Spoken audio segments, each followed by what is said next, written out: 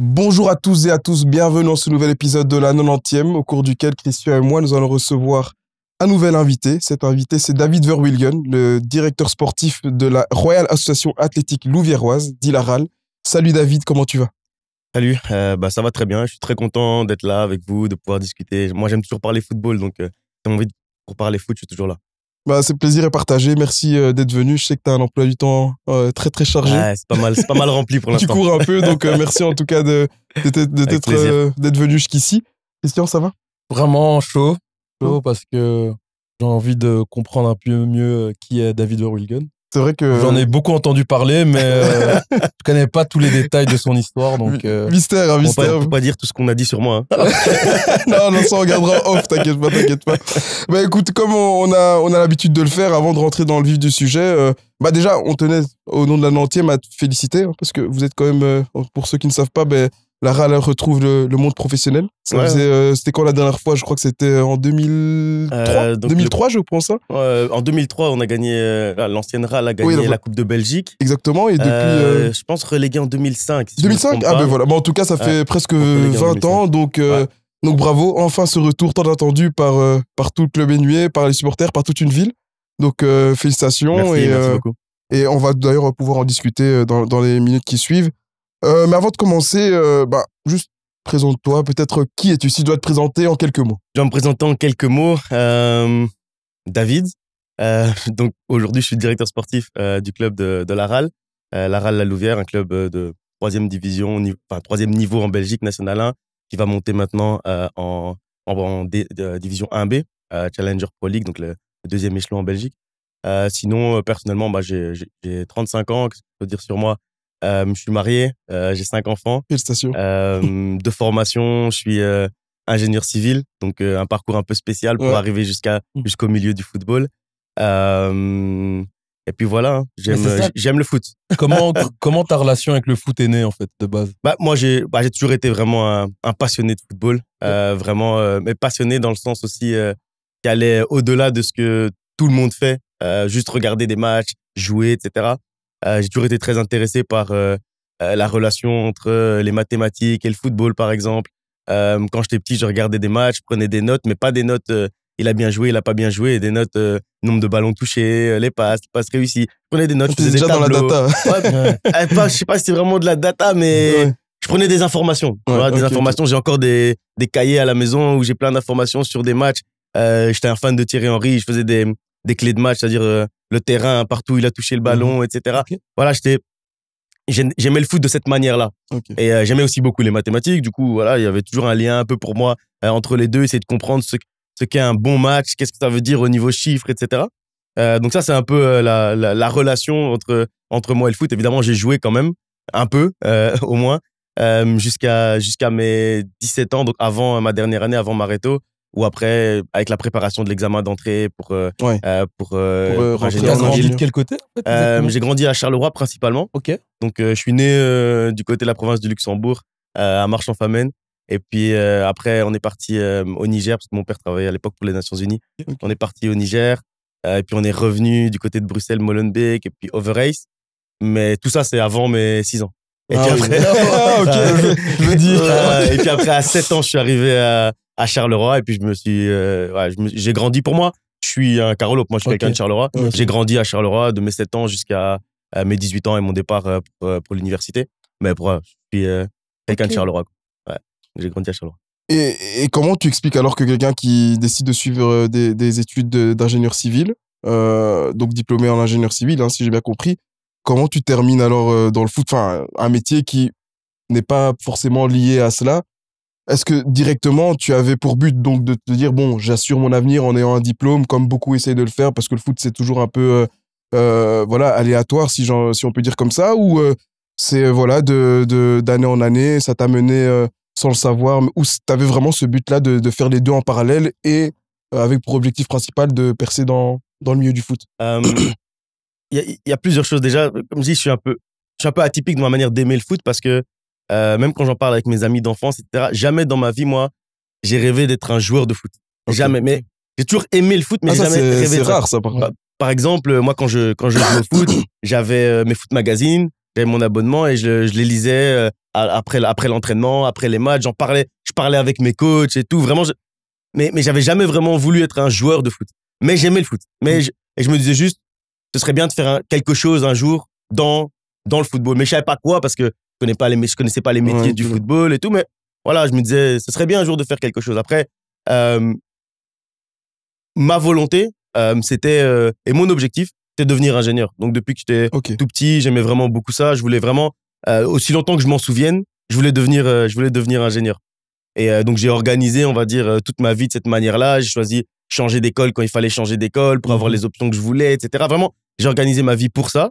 Et puis, malgré tout, il y a qu'une année dans ma vie où j'ai vraiment rien fait par rapport au foot, c'est l'année de Mareto. Sinon, dès que je suis rentré à l'Univ, j'ai joué pour l'équipe universitaire. C'est pas un niveau extraordinaire, mais je jouais pour l'équipe universitaire. Je me suis occupé de l'équipe universitaire, l'organisation un peu, etc. et tout. Et puis, quand j'ai commencé à travailler, ma deuxième année où je commençais à travailler, je voulais faire quelque chose. Je disais dans le foot, et puis donc je me suis un peu renseigné, j'ai suivi un peu quelques conférences, etc. J'ai écouté un peu ce qui se faisait, ce qui était possible, et je suis arrivé à créer une agence, à devenir agent donc dans le foot, mais agent de joueur, mais avec toujours en parallèle mon activité principale qui était l'activité dans l'ingénierie civile, donc dans la partie énergie. Et puis ça a bien fonctionné. On s'est créé, puisque j'avais un associé. On s'est créé une petite réputation dans le milieu, etc. Les gens trouvaient qu'on travaillait bien, qu'on avait un peu une approche parfois différente et tout. Mais il y avait toujours des choses que moi je faisais, mais que je trouvais qu'elles n'étaient pas toujours cohérentes avec le métier d'agent. Par exemple, j'avais développé une base de données logicielle où j'analysais les performances de mes joueurs en termes de données, etc. Mais à la fin, c'était pas vraiment mon rôle. Mais je le faisais parce que j'aimais bien en parler avec eux, discuter avec eux, etc. Mais c'était pas mon rôle en tant qu'agent. Pourquoi t'estimes que c'est pas ton rôle? Justement, t'étais un agent, mais t'es aussi un conseiller, donc ça fait partie un peu du rôle, non? Oui, mais si j'arrive avec des résultats des rapports, etc. de ma base de données logicielle, j'arrive dans un club, et c'est ce qu'on faisait. On présentait les joueurs aussi avec un dossier un peu plus fourni. Bien sûr. J'arrive, je présente ça. C'est pas objectif. Ils vont se dire, ouais, mais c'est parce que c'est son joueur. Il veut juste nous prouver que son joueur, c'est le meilleur joueur, en fait. Mais c'est pas objectif. Aujourd'hui, tu trouves pas que ça fait partie de la négociation, justement? Parce que moi, en tant que j'invente, je suis directeur sportif, je vois un agent qui vient avec des datas et bon, des données chiffrées, je sais les lire. Je trouve que c'est un vrai bon agent, contrairement à l'agent basique qui va venir qu'avec des paroles. Je sais pas si tu vois ce que je veux dire. T'arrives avec de la matière, donc je trouve que t'étais en avance. Non, je vois ce que tu veux dire, et c'est vrai que on peut le voir comme ça, mais la majorité du temps, et aujourd'hui je le vois bien, je le sens bien, en tant que directeur sportif, tu reçois tellement d'appels, tellement de joueurs. Tout le monde a toujours le meilleur joueur du monde, tout le monde a toujours le nouveau Léo Messi. Et les meilleurs arguments qui vont voilà, même quand on essaie de te prouver quelque chose, à la fin, c'était un peu, c'était pas très cohérent, voilà, c'était pas très cohérent, même si c'était intéressant. Je dis pas que c'était pas intéressant ce que je faisais, mais c'était pas vraiment cohérent. Ça fonctionnait pas dans le milieu, en tout cas. En fait, non, je dis pas que ça a pas fonctionné, mais c'est juste moi qui sentais ça. Moi, je sentais que c'était pas toujours très cohérent. Je vais pas lui apprendre son métier, pourquoi est-ce qu'il devrait recruter le joueur, etc. Et donc, mais bon, je faisais ça parce que, comme je disais, ça m'intéressait, et moi, j'avais envie de le faire, alors je le faisais. On n'utilisait pas toujours, etc. Mon ancien associé, lui, il est plus business et tout, donc lui, c'est un vrai agent, un vrai bon agent, et donc lui, il était un peu moins sur ça. Et puis, donc après, ma carrière, je vais dire hors foot, a continué. Du côté foot, on a rejoint une autre agence, une plus grande agence, on a travaillé avec eux. C'était très très bien aussi, c'était une très très bonne agence, un très très bon agent. On a appris beaucoup. Moi, personnellement, j'ai appris beaucoup en termes de règlement, en termes de droit du travail, droit du sport, etc. Vraiment un top. Et puis, à un moment donné, j'ai voulu réfléchir un peu à ce que je voulais réellement faire dans le foot. Et donc, j'ai pris un peu de recul. J'ai arrêté, mais ça a duré que quelques mois en tant qu'agent. Et ça, c'était fin de l'année 2019. Juste après l'été 2019, j'ai mis un peu entre parenthèses. Et puis, ça n'a pas duré longtemps. J'ai recommencé directement à aller revoir des matchs. Ouais, je ne pouvais pas. C'était pas possible. Et donc, après ça, j'ai eu un concours de circonstances qui a fait qu'à un moment donné, le président de la RAL, Salvatore Curaba, m'a appelé il commençait à se renseigner un peu sur moi, il me posait des questions, qui j'étais, ce que je faisais, etc. Et là, donc il s'intéresse à toi par rapport au bruit qu'il entend en tant qu'agent. Parce que tu n'étais pas encore dans un rôle de directeur sportif. J'étais sorti du rôle pur d'agent, oui. Mais il se faisait qu'en fait, quelqu'un avait demandé que je le mette en contact avec le club de Laval. Oui. Et en fait, au travers de ça, au lieu de se renseigner sur la personne en question, ils se renseignaient sur moi.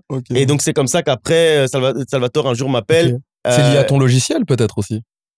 Il y avait un lien parce qu'après, moi, je lui en ai parlé, mais il n'en avait pas encore entendu parler, je pense. Mais moi, je lui en ai parlé au téléphone. Il m'a dit, mais viens me montrer. Je suis parti chez lui, je lui ai expliqué comment je travaillais en tant qu'agent, etc. Et il m'a juste dit, t'es de la région, parce que maintenant, j'habite du côté de la région du centre. Et il m'a dit, ouais, t'es de la région, j'apprécie ton profil, j'aime bien ce que tu me dis. Il faut que tu travailles ici avec nous, il faut qu'on trouve quelque chose. Et là, t'as 30 ans, alors si je comprends bien, c'est à 5 ans, oui. C'est environ 2020. Ouais, donc t'as avril 2020. Ouais, t'as tout juste 31 ans, on va dire. À ce moment-là, donc j'ai 31 ans, ouais. 31 ans. Ah ouais, donc à ce moment-là, j'ai 31 ans.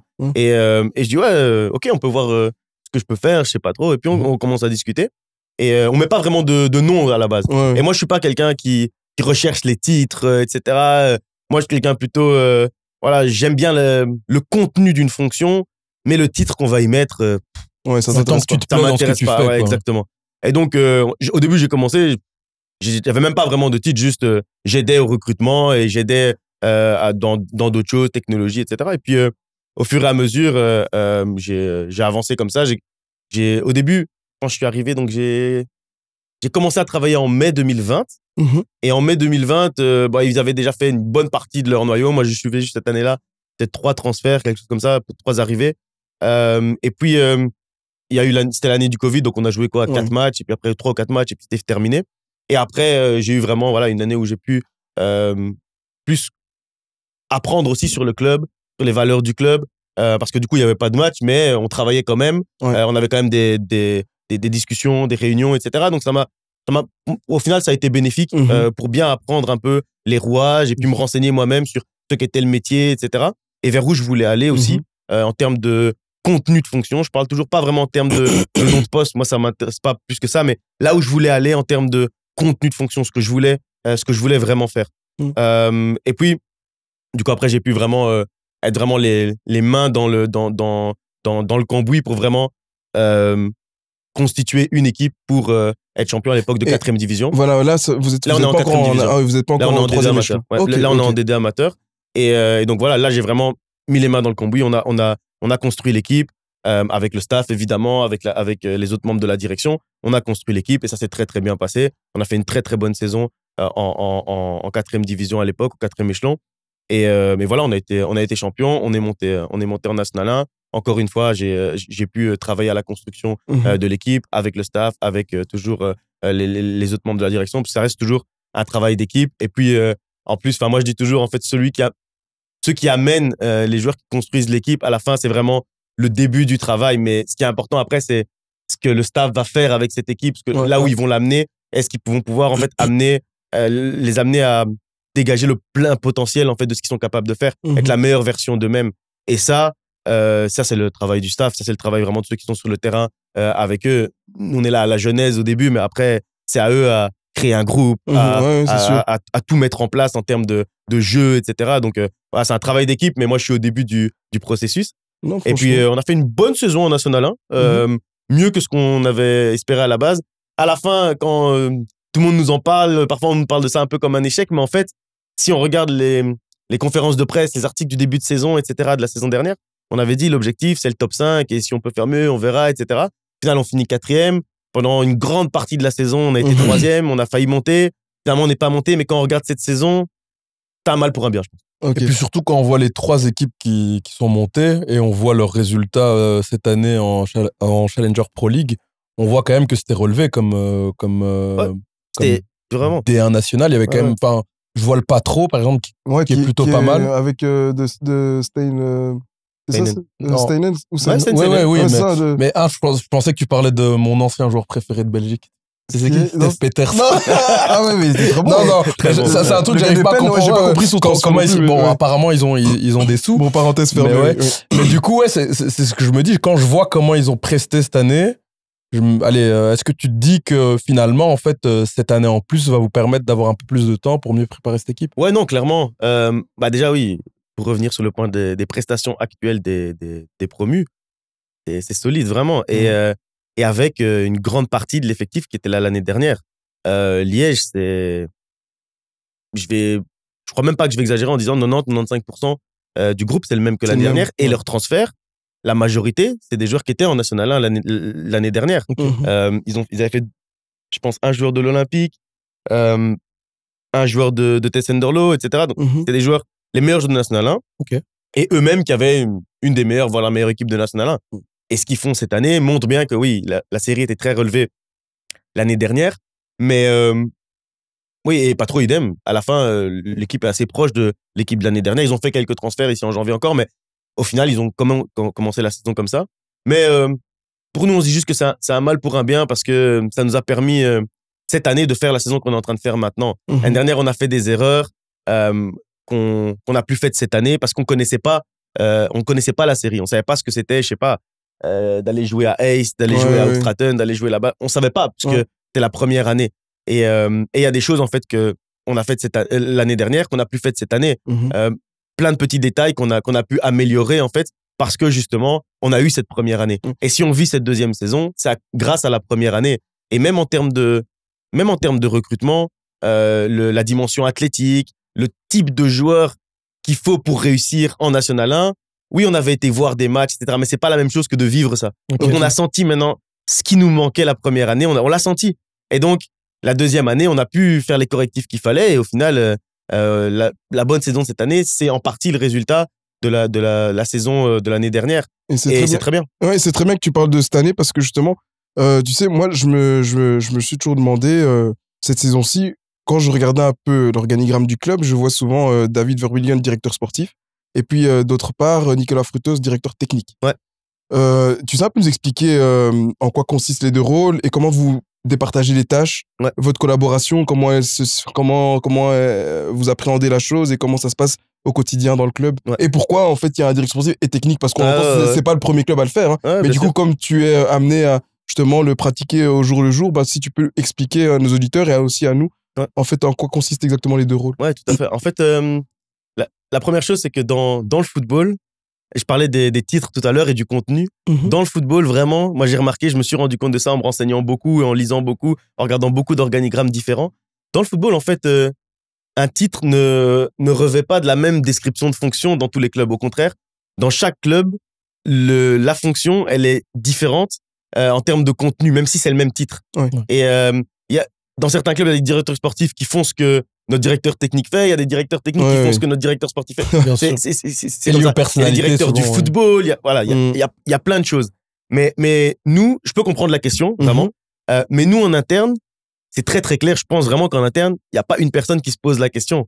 Parce qu'en fait, c'est tellement clair la distinction entre les deux et quand je vais l'expliquer, ça va être aussi, je pense, très clair, j'espère, pour de toute façon, pour tous ceux qui nous on le regardent. voit, hein, que c'est très clair. Parce que je pense que de toute façon, si c'était pas clair, dans un club où les choses sont pas claires, ça se marche sur les pieds et tu peux pas arriver à monter, à faire 2 saisons de suite très haut niveau parce que cette année, oui, à la fin, il y a la cerise sur le gâteau avec la montée, mais il faut dire les choses comme elles sont. L'année dernière, vous l'avez raté très peu. Donc pour moi, c'est 2 saisons qui sont quasi similaires. C'est jusqu'au bout, évidemment, et malheureusement, tout le monde peut pas monter. Donc tu peux pas faire 2 ans comme ça si il y a pas une bonne entente, une bonne collaboration et que les choses sont pas claires pour les deux parties. Non, ça c'est sûr.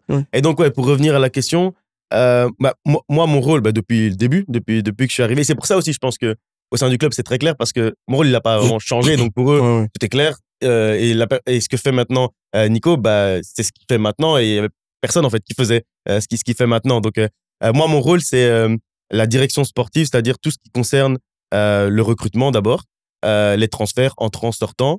Quand je dis recrutement, c'est pas seulement trouver les joueurs, aller leur parler, négocier avec eux. C'est aussi gérer la méthodologie de recrutement.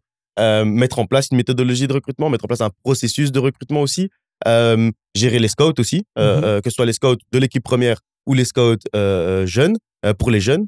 Et puis, il y a toute la partie négociation évidemment de contrats, gestion budgétaire évidemment, puisque négociation de contrat, c'est lié avec le budget, puisqu'il ne faut pas dépasser son budget, il faut rester dans son budget. Et donc, il y a toute cette partie-là, je vais dire, que j'appellerais business du foot, on va dire. Donc ça, c'est cette partie transfert, entrant, sortant, etc.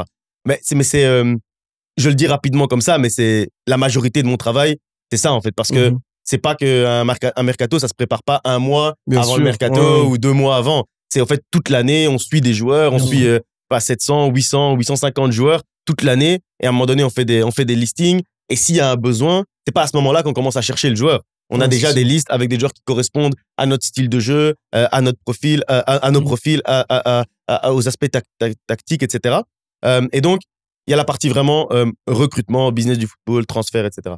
Après, étant donné mon passé et mon parcours et mon background, je m'occupe aussi de la partie technologie du club, en fait, hardware, software. Donc oui, l'écosystème technologique du club, que ce soit en termes de logiciels et en termes aussi de matériel de manière générale. Donc ça va de discussions avec les fournisseurs, les achats, etc. Les discussions avec les fournisseurs de données aussi. Okay. Et puis après, on a notre propre aussi algorithme en fait de traitement de données qui prend les données des fournisseurs mais qui les traite et qui permet en fait d'avoir nos propres rapports en fait personnels donc qui viennent. Vous travaillez déjà comme un peu comme un club professionnel, hein. Vous essayez du moins déjà inculquer cette on a commencé à faire ça en D2 amateur. Donc ce que je suis en train d'expliquer, on a commencé à faire ça en D2 amateur. Et c'est là en fait où vient la couche en fait qui nous manquait, c'est que pendant tout un temps, on avait donc ces rapports qui sortaient, etc., des constatations, des observations, mais il manquait la couche en fait justement technique en fait, c'est-à-dire ok, maintenant qu'on a ces observations, comment est-ce qu'on les traduit en fait en langage technique, en langage terrain.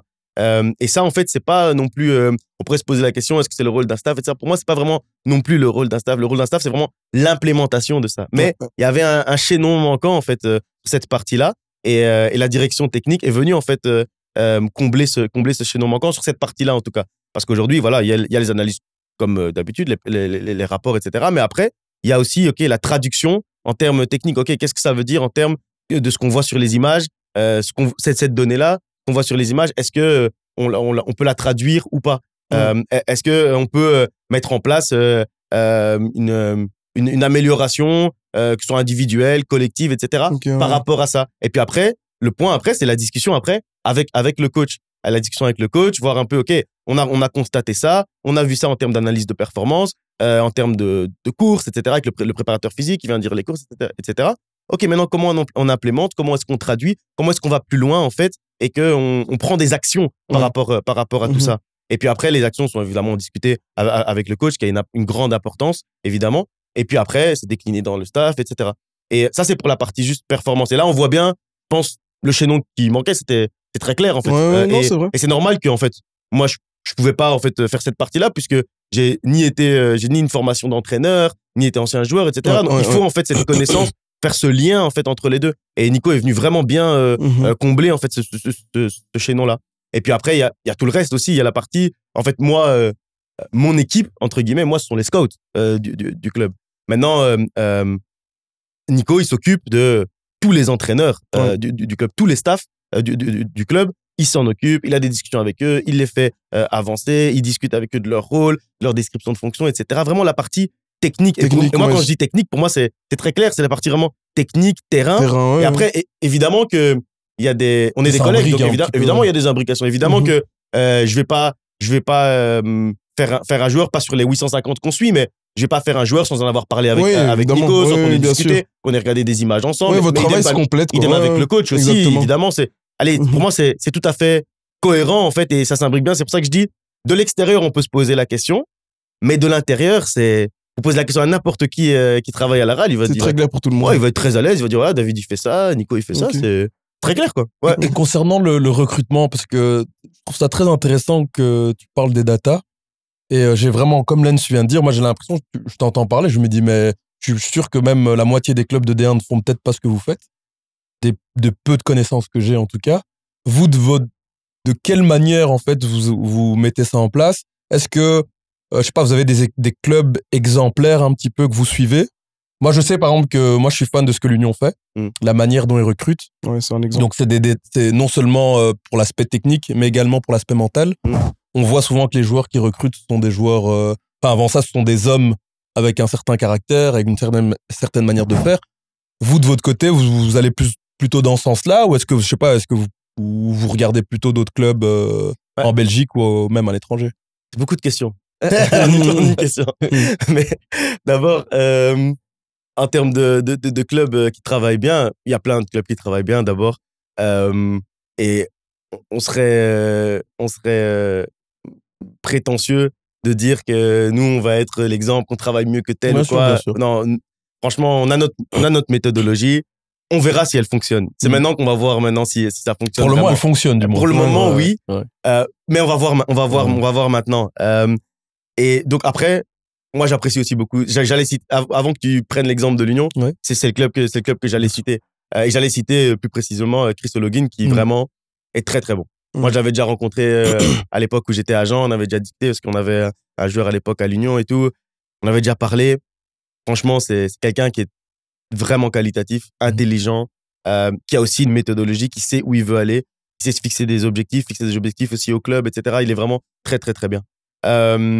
Après, nous, comment on utilise les données?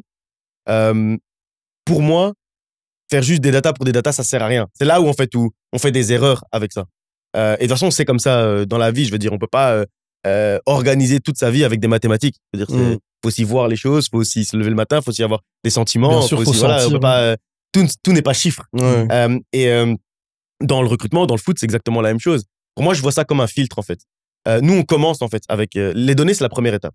On commence avec les données. Et avec les données, on sait voir, en fait, si on sait évaluer la probabilité d'un joueur, et c'est ça que fait notre algorithme, en fait. La probabilité qu'un joueur puisse réussir dans la division dans laquelle on va jouer. Ça, c'est la partie donnée qui nous permet de quantifier ça. Après ça, on passe maintenant le relais aux scouts. Les scouts, en fait, eux, ils vont regarder, ça c'est la deuxième étape, ils vont regarder des vidéos des joueurs. Donc là, c'est le scouting vidéo. Et après, de là, on passe de 800 joueurs, j'invente, mais 200. Et après, on continue, on analyse. Après, on va faire une shortlist. Et la shortlist, après, on va aller faire maintenant du scouting sur place. Et là, on va prendre des décisions sur base de ça. Donc, pour moi, les données, ça permet de tracer un profil de joueur, de rechercher réellement en termes quantitatifs. Voilà ce qu'on recherche. Le joueur, il doit faire 9 passes clés par match. L'attaquant, il doit marquer tous les 0,7 expected goal, ce genre de choses. Et ça vous est déjà arrivé d'aller à l'encontre de ce que les données disent? Donc, par exemple, vous voyez que toi, tu sais... Une pépite comme ça, une pépite, on te parle de quelqu'un et tu dis, OK, il m'a parlé de lui, je vais quand même aller vérifier. Et puis, tu t'es émerveillé. Mais malheureusement, quand tu regardes les données, tu dis, ah ouais, merde, c'est ce qu'on se voit à l'encontre. En fait, et tu dis, on fonce quand même dessus, ça arrive quand même. Ça arrive, évidemment. Okay. Et dans l'autre, mais vraiment pour parler de la méthodologie dont on se parlait tout à l'heure, la première étape, elle peut te donner 75% de chances que le joueur réussisse en D1B. Et puis après, la deuxième étape d'analyse, quand on va commencer à regarder des vidéos, maintenant, on regarde plus s'il peut réussir en D1B, on regarde s'il peut réussir dans notre environnement, dans notre contexte, avec notre système de jeu, ce qu'on demande aux joueurs, etc. Est-ce que maintenant, il peut réussir? Parce que peut-être qu'il peut réussir en D1B, mais pas chez nous. Parce que le jeu, on a cité le Patro tout à l'heure, le jeu du Patro, ça n'a rien à voir avec le jeu de Liège. Liège, c'est la transition rapide, etc. Le jeu du Patro, c'est le jeu long, plutôt. C'est la bagarre. Bon, je voulais pas le dire. C'est nous qui l'avons dit. J'ai déjà eu l'occasion de regarder ça. C'est vraiment le jeu long, les phases arrêtées, le jeu athlétique, le jeu défensif. Voilà, c'est des styles complètement différents. Mais les deux sont en train de réussir. Donc on peut réussir dans la même division sans faire la même chose. Exactement. Et donc maintenant après, il faut voir s'ils peuvent réussir dans notre environnement, dans notre contexte. Et ça, c'est la partie visuelle qui va le dire, la partie qualitative. Et en fait, là, on peut passer parfois j'ai dit 75% de réussite à 52% de réussite ou 40% de réussite parce que ils sont mal notés par les scouts quand ils les voient. Ou dans l'autre sens, il peut être à 60% de réussite dans la division, mais chez nous, il peut être à 85%. Parce qu'en fait, peut-être que nous, on va chercher, je sais pas, je dis n'importe quoi, mais un ailier rapide qui percute, etc. Et donc, dans la division, personne ne recherche ce genre de profil. Et donc, personne ne joue avec ce genre de profil. Donc, en fait, dans la division, il a un taux de réussite, il a une probabilité de réussite qui est très, très basse. Mais chez nous, il a peut-être une probabilité de réussite qui est très, très haute parce que dans ce style, il est très fort. C'est un joueur qui est très fort dans ce style, mais personne ne recherche ce style dans la division. Ouais, je vois. Et donc, en fait, ça pondère de cette manière-là, en fait. Et donc, les données pour les données, ça sert à rien du tout. Pourtant, c'est quelqu'un qui est mathématicien à la base qui dit, mais les données, toutes seules comme ça, elles servent à rien. Non, mais super intéressant. D'autant plus, comme tu dis, c'est un mathématicien, un géant civil qui le dit. Donc, ça prouve quand même que tu sais rester quand même neutre et Bien sûr. objectif. Parce que, bon, en général, les mathématiciens ont tendance à prêcher pour leur église. Donc, ils vont directement dire non, les maths, c'est la vérité, il y a que ça. Donc, c'est bien. Moi, pour rebondir à ce que tu dis, donc la dernière étape, parce que tu dis donc vous filtrez. Moi, j'ai parlé de l'aspect mental des joueurs. Ouais. Ça, c'est quelque chose de très, très, très difficilement quantifiable, hein, je pense. Vous, de votre côté, comment vous faites pour, entre guillemets, trouver le joueur qui va, au-delà de s'insérer dans votre environnement technique, mais dans l'environnement humain de votre club? Comment vous faites Nous, en fait, la première chose, c'est qu'on recrute jamais un joueur sans avoir eu une vraie discussion avec lui. Mais quand je dis une vraie discussion, c'est que donc le joueur vient au club, on parle pas d'argent, on n'a pas de proposition. Moi, je sais comment ça se passe, comme j'étais de l'autre côté de la table pendant très longtemps. Je sais très bien que d'habitude, on arrive dans un club, ils ont déjà analysé avant, j'ai pas dit qu'ils ont pas fait le travail, ils ont déjà analysé avant, etc. On arrive, on serre la main, on fait peut-être un peu la visite des installations, parfois même la visite des installations, c'est après la signature. Donc voilà, on discute un peu, après on dit au joueur, bah tu peux sortir, on va faire une proposition à ton agent, on fait une proposition, on discute. Soit on part si c'est pas assez, soit on revient, ok c'est bon, on peut avancer, on a un préaccord et on va faire les détails administratifs. Nous, on fait pas du tout comme ça. Ça veut dire que on a une discussion vraiment qui va dans le détail, c'est-à-dire que nous, on va présenter nos valeurs, les 5 grandes valeurs du club, les piliers sur lesquels le club s'est construit. Les valeurs, donc respect, responsabilité, implication, positivisme et recherche de l'excellence. Ça, c'est vraiment les choses les plus importantes pour nous et on peut pas déroger à ça. Si un joueur ne rentre pas en fait dans ces valeurs-là, ça va pas fonctionner et c'est mieux pour lui aussi que ça se fasse pas. Parce qu'en fait, d'une certaine manière, un joueur doit un peu ressembler au club dans lequel il joue et le club doit un peu ressembler aussi aux joueurs qui joue dans son club, dans son équipe première. Et c'est ce qui explique aussi pourquoi le capitaine c'est Momo Somoiré. Et je dis pas ça parce que j'adore Momo. C'est ton ami. Non, aussi je le reconnais, mais je pense que, enfin, je veux dire, on peut demander à 10 personnes, les 10 en dehors des qualités footballistiques, chacun peut aimer ou ne pas aimer un joueur, mais en termes de respect, je pense que c'est une personne qui représente ça. C'est un garçon tellement bien éduqué que voilà, je pense que c'est aussi la raison pour laquelle vous l'avez choisi comme capitaine, parce que c'est même pas le plus ancien. Donc je pense qu'il représente réellement ces valeurs-là. Tout à fait. Je pense qu'il doit pas être loin des plus anciens maintenant. Mais les plus anciens, déjà quand même. Mais bon, mais peu importe, de toute façon, c'est tout à fait vrai. C'est tout à fait vrai ce que tu dis. Et donc, on a cette discussion. Et dans cette discussion, c'est pas juste que je présente les valeurs du club. Je les liste pas juste, j'explique pourquoi la responsabilité. Nous, on veut des joueurs qui prennent leur responsabilité sur le terrain, en dehors du terrain. On veut des joueurs qui s'impliquent dans leur métier, sur le terrain, qui font tous les efforts, etc. Donc, j'explique vraiment en détail. Et après ça, je laisse la parole au joueur et il s'attend jamais à ça. Peut-être maintenant, à cause de la vidéo, ils vont maintenant s'attendre à ça. Mais normalement, ils s'attendent jamais à ça. Comme ça, vous savez, leur donne des tips, ça. Si vous voulez signer, les gars. Ah ouais, ils sont de retour dans le milieu pro, donc, Et donc là, à ce moment-là, je leur dis, OK, comment est-ce que toi, tu te reconnais dans ces valeurs-là? Et quel exemple tu pourrais donner de ta vie de tous les jours et tout?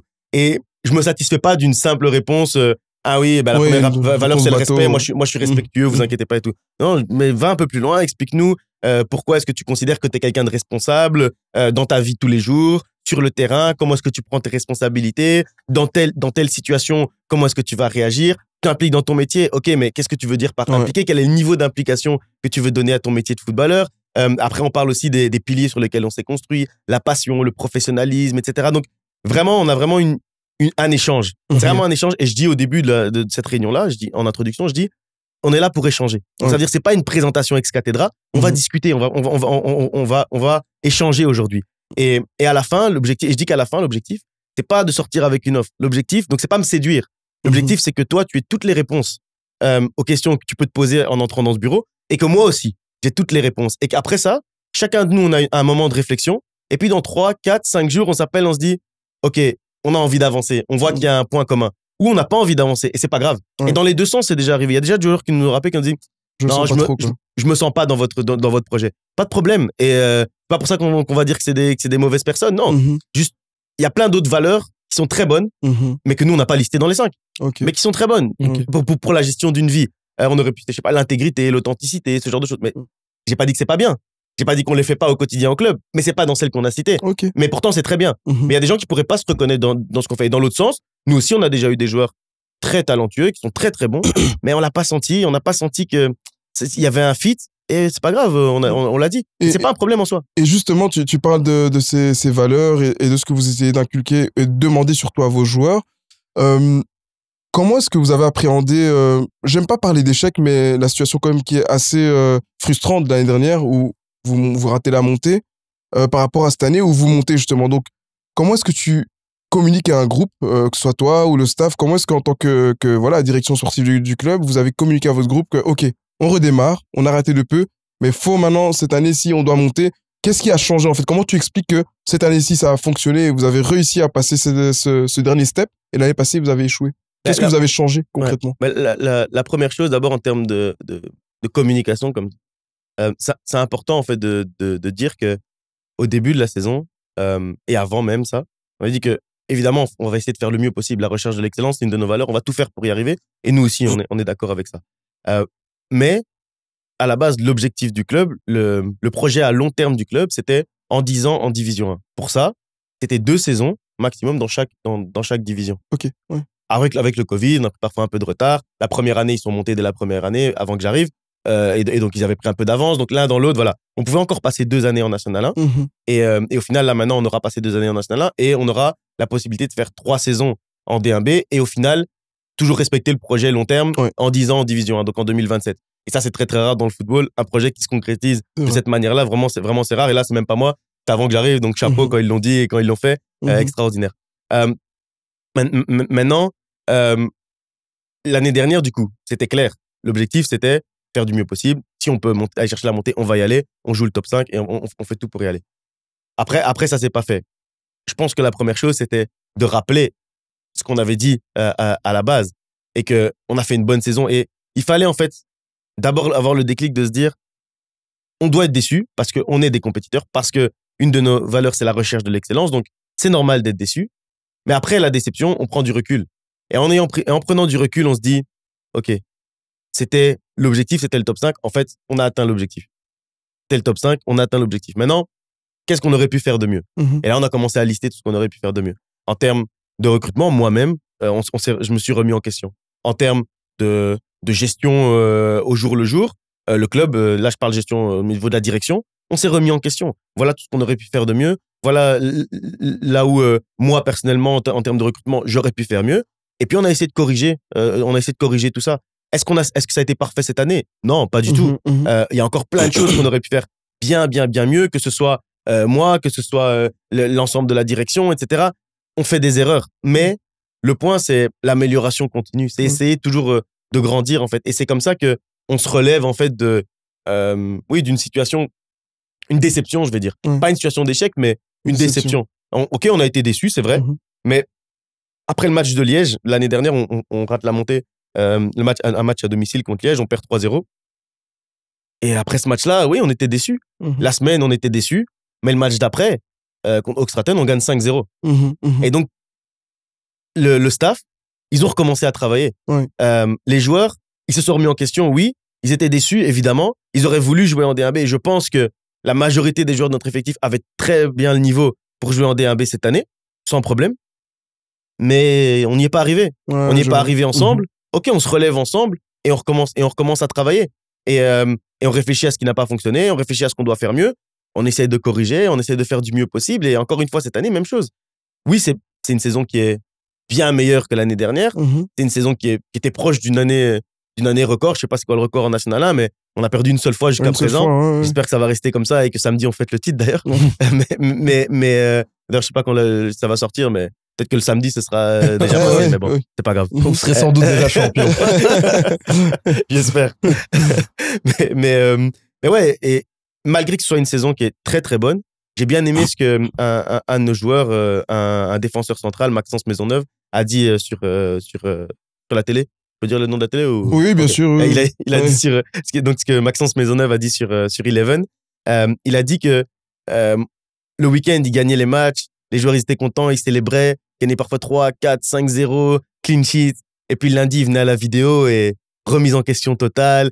Il se faisait, lui, il a dit, il se faisait tuer à la vidéo. Voilà, ça, c'était pas bien, faites ça mieux, telle course, etc. En fait, toujours se remettre en question. Recherche de l'excellence. C'est la recherche de l'excellence, exactement. Et c'est Nico, très bien. Vas-y, je te laisse terminer. Nico, il dit un truc super intéressant. Je pense que je sais pas d'où vient ce proverbe. Je crois que c'est un proverbe grec ou je sais pas. Il dit qu'il faut fermer ses oreilles pour pas entendre le chant des sirènes qui nous font dévier en fait de notre direction. C'est-à-dire que on est là, on est en train de naviguer avec un bateau, mais si on fait pas attention, le chant des sirènes peut nous faire dévier. Et le chant des sirènes, c'est justement croire qu'on est trop beau, c'est entendre les louanges de ceux qui sont autour.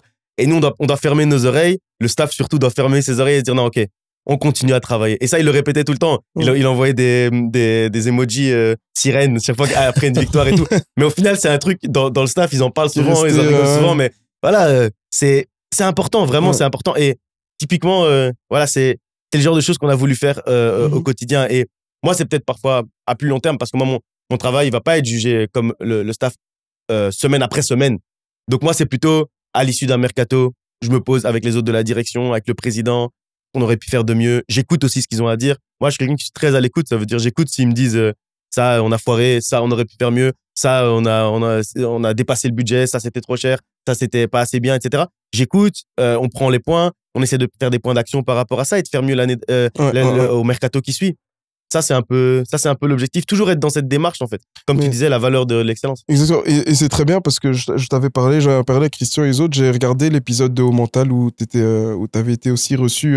D'ailleurs, nos amis de Haut Mental qu'on salue, hein, Andy, Gandhi, Joël et toute l'équipe.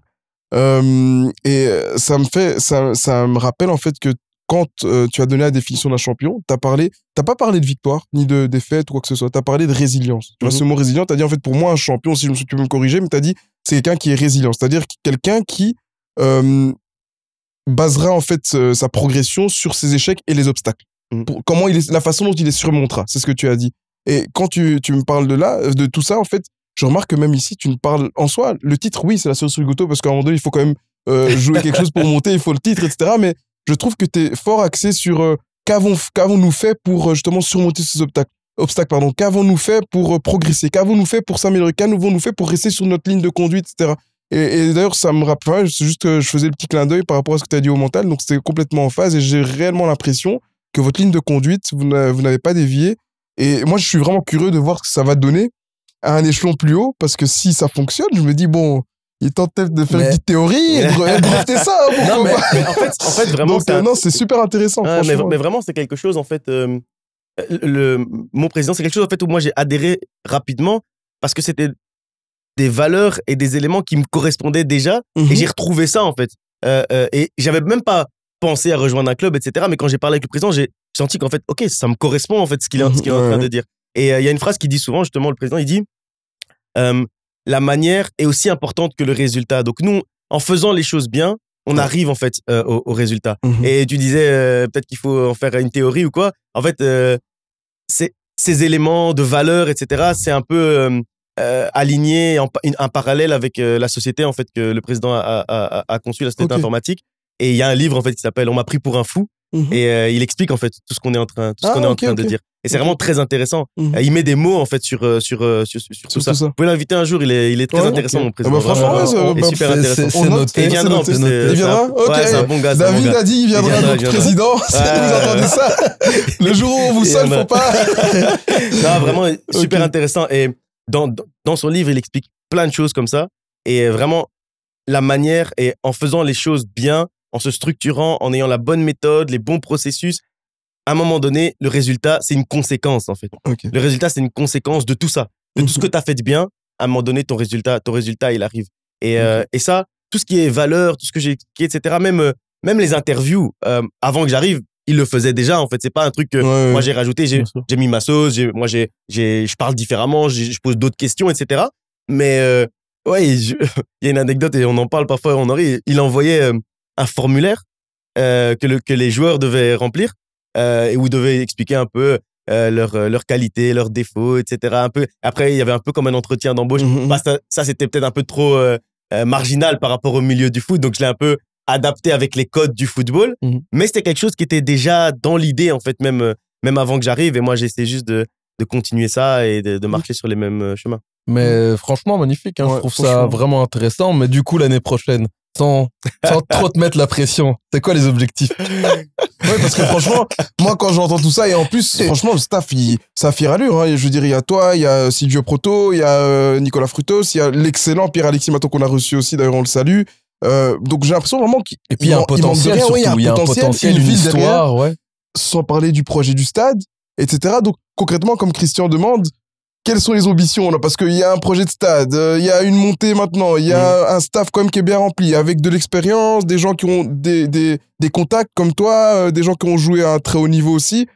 Il vous manque quoi? Il y a plus grand chose, donc. D'abord, t'as entendu quelque chose sur Silvio Proto parce que. Non, mais il est très proche. Il est pas officiellement. Il fait ses académies parfois au club. Vraiment, il est très proche. Il est souvent là. Je pensais parce que j'ai vu des photos. Non, mais il est vraiment souvent là. C'est normal. Moi, je pensais que c'était l'entraîneur des gardiens. Il a ça le bras long. Non, tu peux me dire. Non, je rigole. C'est vraiment un ami du club. Je pensais qu'il était entraîneur des gardiens. Il est souvent là. Il est souvent là et il a une très bonne relation avec notre entraîneur des gardiens aussi. Ah non, s'il y a un entraîneur des gardiens, je veux pas. Mais ils ont une très bonne relation, ils parlent beaucoup, etc. Vraiment un super gars. C'est un ami du club. Ok, ouais, c'est un ancien aussi. C'est un historique. Il était aussi à la Louvière à l'époque. Mais les ambitions. Donc voilà, les ambitions pour répondre à la question.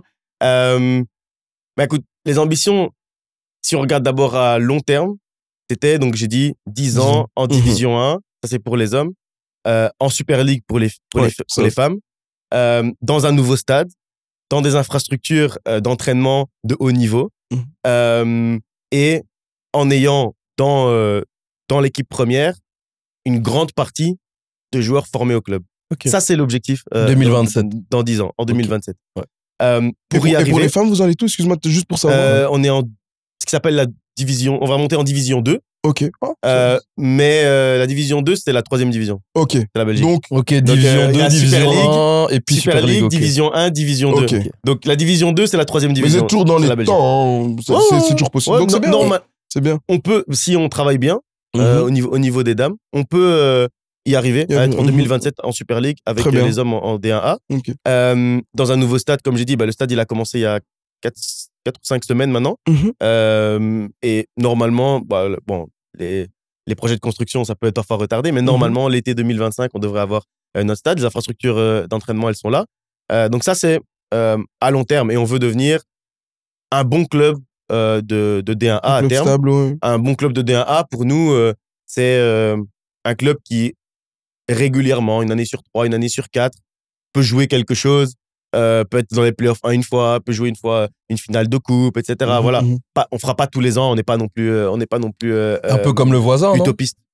Charleroi, c'est ça un peu l'idée, quoi. Un bon club de D1. Charleroi, c'est un bon Sporting Charleroi, c'est un bon club de D1. C'est un club en plus qui travaille dans les dernières années, qui a assez bien travaillé. Ici, ils ont quelques difficultés, mais je crois qu'ils vont se relever et c'est un bon club. Comme elle était un peu à l'image de ce qu'était à un moment donné Zulte Waregem pendant un an. C'était un peu ce genre de club. Même et nous, on veut le faire de manière pérenne. Lokeren a été un peu ce genre de club.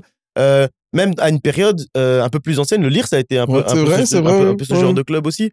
Donc, on n'espère pas avec les mêmes finalités. Ouais, c'est ça. Mais justement, on veut faire ça, mais de manière pérenne. C'est ce qu'on veut de manière pérenne. Est-ce que vous serez, comment dire, ça c'est peut-être une question qu'il faut poser au président, mais peut-être que tu le sais aussi. Est-ce que vous accepteriez le fait d'accepter des fonds étrangers pour faire grandir le club? C'est une question, ça, c'est vrai. Je termine avec les ambitions et après. Vas-y, puis on arrive. Ok, vas-y.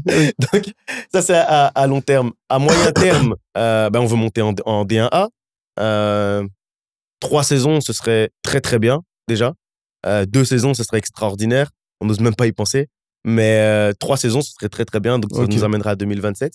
Et maintenant, court terme, pour l'année prochaine, on veut vivre une saison tranquille. On veut pas regarder derrière nous, on veut pas avoir peur tous les matchs, etc. On veut vivre une saison saison mieux de tableau tranquille. Voilà, mieux de tableau tranquillement. Et avec le mieux de tableau, étant donné la manière dont la D1B est construite, les règlements, etc., on peut se retrouver à jouer les playoffs. Parce que les U23 peuvent pas jouer les playoffs. Ceux qui n'ont pas la licence D1A peuvent pas jouer les playoffs. Et donc, voilà, on peut terminer 8e, 9e du championnat parfois et potentiellement jouer les playoffs. Mais plus pour s'acclimater aux playoffs. L'année qui suit, jouer les playoffs en étant bien classé. C'est-à-dire en terminant, je sais pas, 5e du championnat, par exemple, et jouer les playoffs. Donc là, en étant 5e du championnat, on est plus dans la course, on va dire, en terminant à cette place-là. Et puis après, ce sera l'année où il faudra faire ce qu'il faut pour monter. Et donc, j'en reviens à la question de Christian. Tu vas pas y échapper, mais par rapport à l'apport d'un investisseur étranger, et donc directement comme ça, Pas de souci. Et comme ça, tu peux aussi répondre directement à la deuxième question. C'est donc ex-apport d'un investisseur étranger. Du coup, est-ce que toi, tu considères que tu as le droit de dire ça, c'est quelque chose qui reste en interne, mais est-ce que tu considères que le noyau va être fortement chamboulé? Pourquoi je te pose cette question? C'est non seulement par curiosité de la 90e, mais le pote de Soumaré. Non, non, pas du tout. Là. Non, il est même pas au courant. Hein. Il est même pas au coururant, en fait, hein, comme ça soit. Mais c'est parce que c'est, en fait, avant de préparer l'émission, j'ai un ami, d'ailleurs, qu'on salue, qui s'appelle José, avec lequel on a un peu collaboré. Il a une page Instagram de Rallye dessus, c'est Galactix. Et il est supporter de la Louvière depuis très longtemps. Okay. Il habite à la Louvière. Okay. Et je lui ai un peu demandé, en tant que supporter, quelles sont les questions que tu aimerais qu'on lui pose. Et il en avait deux. Donc la première, c'est ça. Est-ce que le noyau, on doit s'attendre à ce qu'il change beaucoup? Donc vous estimez qu'il y a quand même certaines choses à combler par rapport au niveau qui va être augmenté? Et donc du coup, si oui, est-ce que vous avez les fonds nécessaires? Ou alors, comme Christian demandait, ça va demander un apport, ça peut demander un apport d'un investisseur étranger ou d'un mécène. Ou un club. Voilà, ou un club étranger, voir un peu... Aujourd'hui, c'est pas à l'ordre du jour un investissement qui vient de l'étranger. Je dis aujourd'hui parce que dans le foot et dans la vie d'abord, on sait jamais de quoi est fait demain. Mais aujourd'hui, vraiment, c'est un point qui n'a jamais été abordé de manière sérieuse, à part dire ouais, un jour peut-être, etc. On verra, ouais, un jour. Mais vraiment plus tout le ton de la rigolade. Par exemple, on est dans une discussion en comité de direction où on n'est peut-être pas d'accord. Et le président, comme il n'est pas d'accord avec nous, dit ah, c'est comme ça, je vais vendre le club. Mais vraiment, à part en blague, ça a jamais été abordé de manière sérieuse. Maintenant, on sait jamais de quoi est fait demain. Mais aujourd'hui, notre président, déjà, savoir qu'on est une coopérative, donc il y a 300 actionnaires presque au club. Donc le président, c'est l'actionnaire majoritaire, évidemment, avec sa société Easy aussi. Mais il y a 300 actionnaires au club. Et derrière, après, quand je dis 300 actionnaires, il y a aussi des genres de socios, hein, donc des gens qui ont acheté une part, peut-être à 3, 4, 5, etc. Qui sont, voilà. Et c'est quoi le budget d'un club comme ça, d'un bon club national, par exemple? Donc nous, j'ai le budget en tête de l'année prochaine. Le budget de l'année prochaine, ce sera le budget du club. Hein. Ouais, du club, du club, ce sera autour de entre 4,5 millions et 5 millions. Ah, quand même, c'est pas... Le budget du club. Le budget du club. Ouais, c'est pas mal, hein. Oui, mais on a un ratio qui est très sain en termes de... Parce que il y a un ratio qui est du fair play financier qu'on regarde beaucoup, c'est le ratio des salaires des joueurs par rapport au budget global du club. Nous, on sera l'année prochaine autour de 25-26%. Oui. Ce qui est très très sain. Et je crois que je pense que la recommandation, c'est 70. Ouais, c'est 70. C'est pour ça que je m'entends 25%. Je me dis, 27, je pense, si je me trompe pas, on sera 27 l'année prochaine. Donc, parce qu'on a des investissements, j'ai dit tout à l'heure, il y a les amortissements des infrastructures qu'on a construites.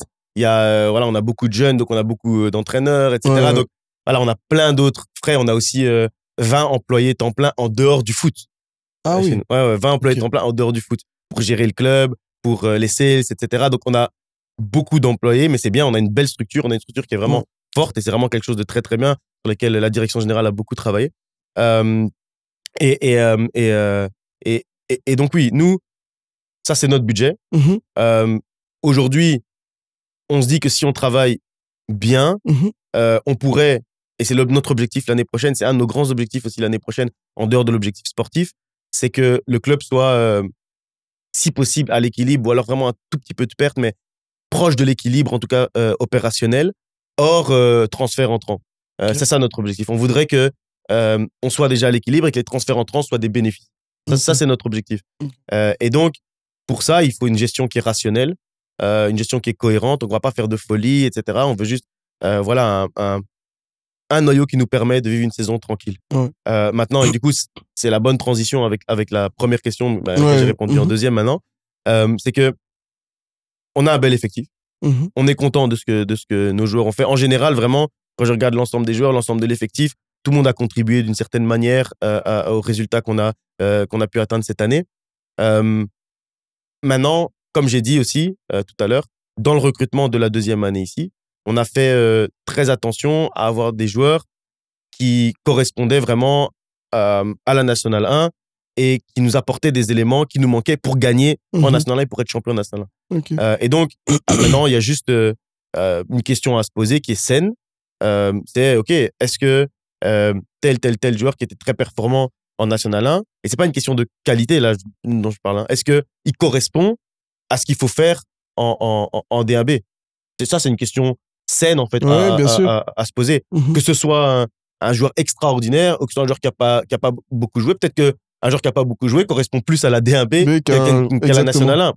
On sait pas. Et j'en parlais tout à l'heure quand on parlait du recrutement. Il faut quantifier la probabilité de réussite dans un championnat et après la probabilité de réussite chez nous. Donc, il faut se poser des questions qui sont des questions saines. Et à la fin de la saison en D2 amateur, j'avais dit que pour nous, on doit considérer en fait que chaque joueur, renouvellement ou nouveau joueur, ça doit être un renfort. Donc, c'est-à-dire, c'est comme si on part en fait de zéro et on se pose la question, on est un club de D1B maintenant, est-ce qu'on recruterait tel joueur de la meilleure équipe de National 1 ? Est-ce qu'on recruterait le meilleur défenseur central de National 1 ? Est-ce qu'on recruterait les 4 ou les 5 défenseurs et pistons de la meilleure défense du championnat, puisqu'on est la meilleure défense du championnat? Est-ce qu'on recruterait les attaquants et les numéros 10 de la meilleure attaque du championnat?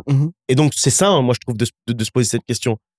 Et donc, on se pose ces questions pour, en fait, arriver à la conclusion où on est tous convaincus qu'en fait, les joueurs qu'on a dans notre effectif, que ce soit des renouvellements ou des nouveaux joueurs, ce sont des renforts. Donc, pas juste c'est des joueurs qui restent avec nous, c'est des renforts. Même s'ils sont déjà là, c'est quand même des renforts. Et j'avais dit ça après donc la saison en D2 amateur, on avait été très bon.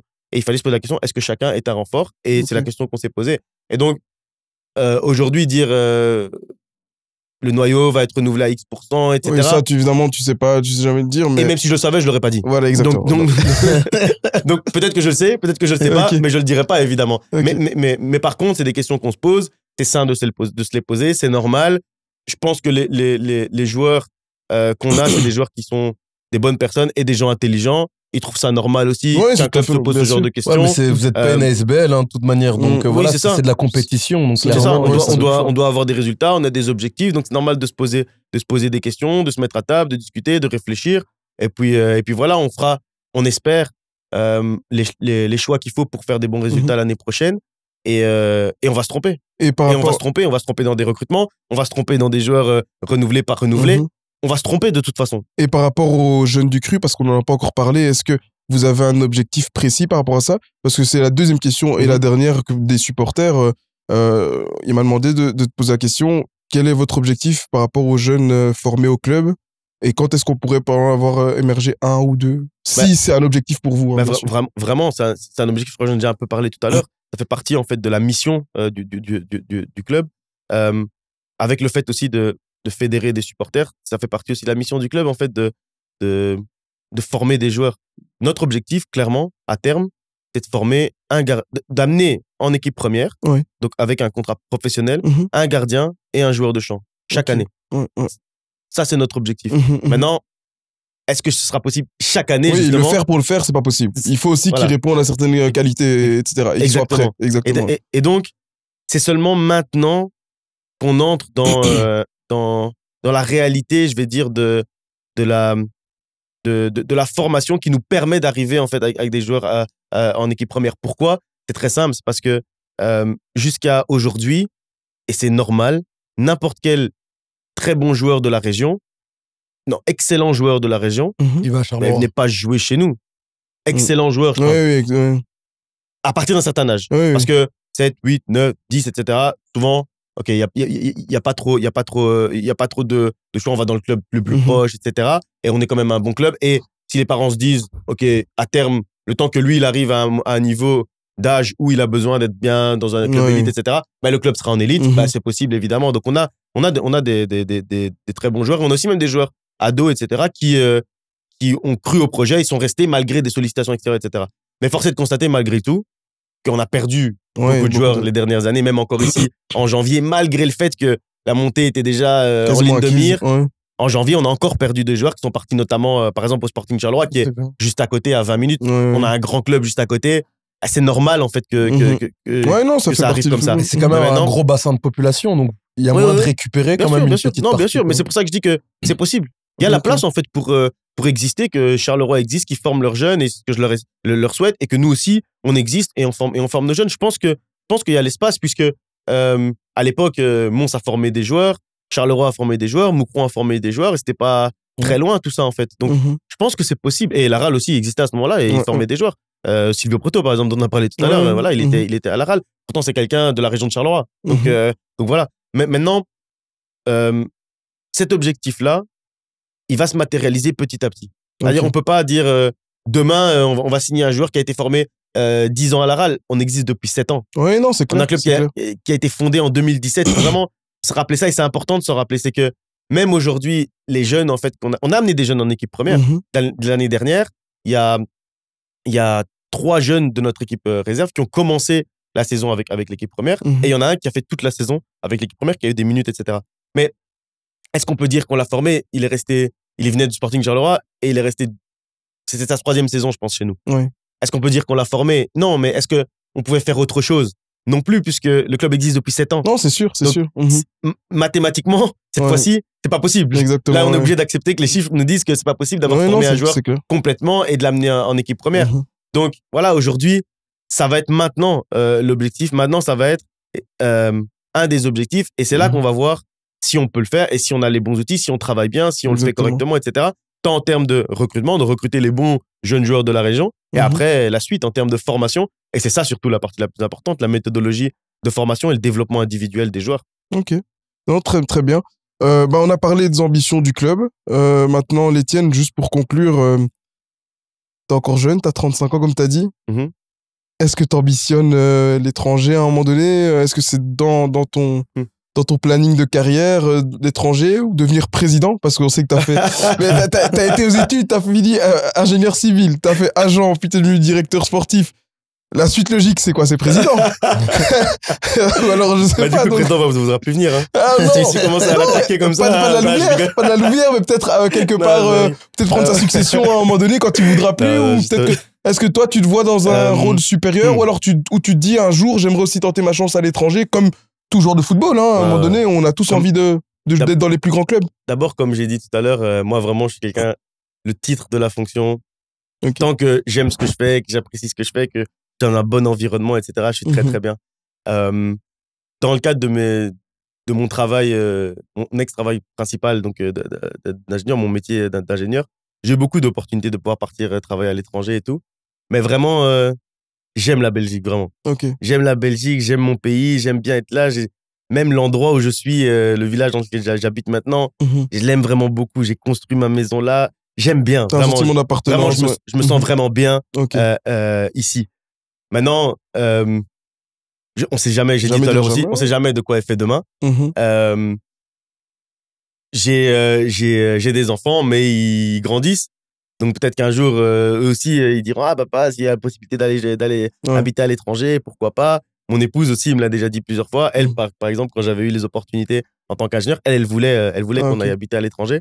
Moi, vraiment, je me sens vraiment bien ici. Et maintenant que j'ai aussi cette fonction où c'est un métier passion, j'aimais énormément mon métier d'ingénieur, vraiment énormément. La transition énergétique, le développement durable, c'est un truc. J'avais vraiment ça à l'intérieur de moi, j'aimais vraiment beaucoup. Mais j'aimais ça à 8,5 sur 10. Maintenant, j'ai trouvé un truc que j'aime à 9,5 sur 10. Donc, c'était un choix parfait, mais voilà. Donc, et dans un environnement aussi qui est sain et où, même si évidemment, on est très exigeant avec mon travail, etc., il y a moins, en fait, dans notre club, il y a moins l'incertitude que fait naître le milieu du football. Dans le milieu du football, l'incertitude, elle est au quotidien. Au quotidien, tu peux travailler dans le foot et du jour au lendemain, t'es entraîneur adjoint d'un club. Toi, tu fais bien ton travail, etc. Ton entraîneur principal se dispute avec sa direction. Lui, il est licencié, et donc toi aussi. L'incertitude du foot. C'est vrai. Et aujourd'hui, moi, je suis dans un club qui est sain, qui est éthique, où je me sens bien avec les gens, je me sens bien avec mon président.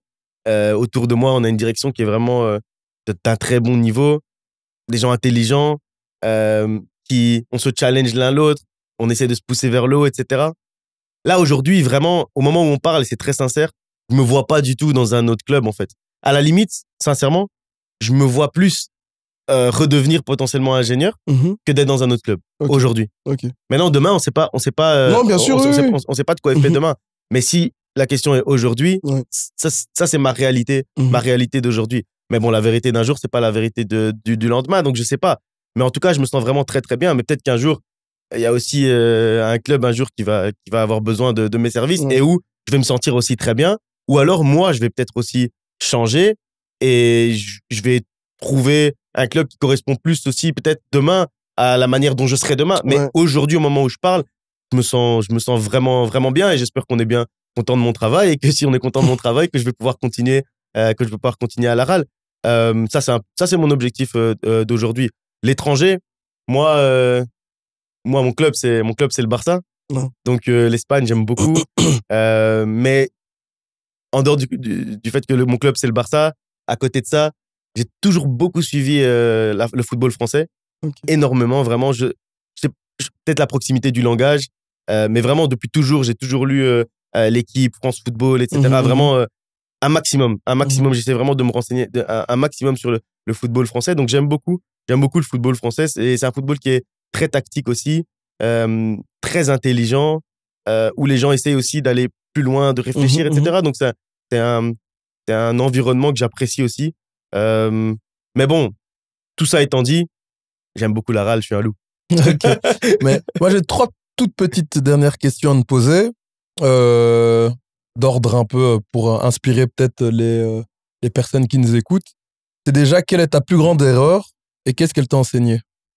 Ma plus grande erreur. Ce genre de questions, il faut les donner à l'avance. Hein. Ouais, surprise. Surprise. Qui viennent comme ça. Parce que j'ai l'impression, en fait, que t'as tellement fait que monter, mais en même temps, tout à l'heure, on parlait du fait que tu parlais énormément de résilience. Et peut-être que, je sais pas, ou peut-être ce que je pourrais te poser comme question pour que ce soit peut-être plus facile, c'est quelle est la personnalité qui t'a le plus influencé dans ta carrière? Là, je veux parler juste de la carrière foot, du coup. Bien sûr. La personnalité qui m'a le plus influencé dans ma carrière, c'est celui qui a pris son téléphone un jour, qui a appelé un gars de 32 ans et qui lui a dit, viens travailler avec moi dans le club. C'est le président, ça va te Rabat, c'est sûr et certain. Maintenant, vraiment, pour le point sur... en fait, c'est compliqué vraiment de répondre à cette question parce que là, on parle toujours sur le plan foot. Parce que je fais des recrutements, donc dire... ma plus grande erreur, ce serait peut-être alors pointer du doigt un joueur, dire tel joueur, je l'ai payé autant, mais il a pas apporté. Ou je peux pas dire ça. Peut-être que parfois, étant donné mon caractère, ma manière d'être et tout, peut-être que j'ai parfois été un peu trop proche peut-être à certains moments, que j'aurais dû parfois prendre plus de recul sur certaines situations et peut-être un peu moins impliquer la partie humaine, etc. Juste poser la question de manière très factuelle, de manière très professionnelle. Cette situation, quelle est la meilleure solution? Ça peut-être mais c'est pas une erreur de manière ponctuelle comme ça. Peut-être c'est quelque chose que j'ai répété plusieurs fois, etc. C'est une erreur en tant que dans ma fonction, je vais dire. Je pense que je pourrais citer ça parce que il faut parfois donner la bonne distance en fait. Bien sûr. Il faut être proche, humain, correct et pas se renier soi-même, être authentique. Ça veut dire, moi, je suis quelqu'un de souriant, d'habitude de sympa et tout. Je veux pas commencer à devenir quelqu'un de méchant ou de froid demain. Mais dans certaines circonstances, peut-être qu'il faut être capable de faire un peu le pas en retrait. Et c'est vrai que au début, des choses dans les coachings individuels quand j'avais avec le président, il disait regarde David cette situation. Et moi je suis très à l'écoute de ce genre de choses. Et si de l'extérieur il voyait ça, prends un peu plus de recul sur ça, essaie de pas trop t'impliquer humainement, émotionnellement sur tel point. Et donc je pense que c'était peut-être une erreur récurrente que j'ai faite et que j'ai essayé petit à petit de gommer aussi pour pouvoir vraiment prendre les décisions avec du sang-froid et à tête reposée. Je pense que ça, c'était peut-être un des points dont on a le plus parlé avec le président quand un peu on avait des débriefs ensemble sur ma manière de travailler et tout, quoi.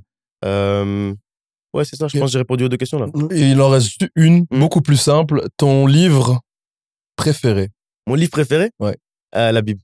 Ok. Ouais, vraiment. Oui. Et pas pour une réponse bateau et pas non plus pour parler des histoires de la Bible. Moi, c'est vraiment plus les côtés terre à terre que parfois les gens connaissent pas dans la Bible, qui nous parlent beaucoup des relations en fait entre les êtres humains. Il y a un verset dans la Bible qui dit saluez-vous saluez-vous les uns les autres. David, merci. Merci vraiment. Merci en tout cas sur ces très très bons mots, en tout cas qu'on conclut cet entretien. Écoute, on termine toujours par dire merci à nos auditeurs, mais là c'est nous qui te remercions d'abord parce que franchement, autant on reçoit quand même pas mal d'avis, certains négatifs, mais beaucoup positifs sur le fait que on fait quelque chose, on fait une bonne émission, qu'on sort de bonnes émissions, qu'on les gens voient qu'on travaille. Mais je pense que sans vous, on serait rien, parce que c'est vous qui venez, c'est vous qui croyez en nous, c'est vous qui nous soutenez. Donc merci vraiment. Je sais que, comme je l'ai dit au début d'émission, tu as un emploi du temps chargé. Donc pour ceux qui ne savent pas, il vient de Liège, il a eu une grosse journée et il est là, il est 21h05, il est encore là.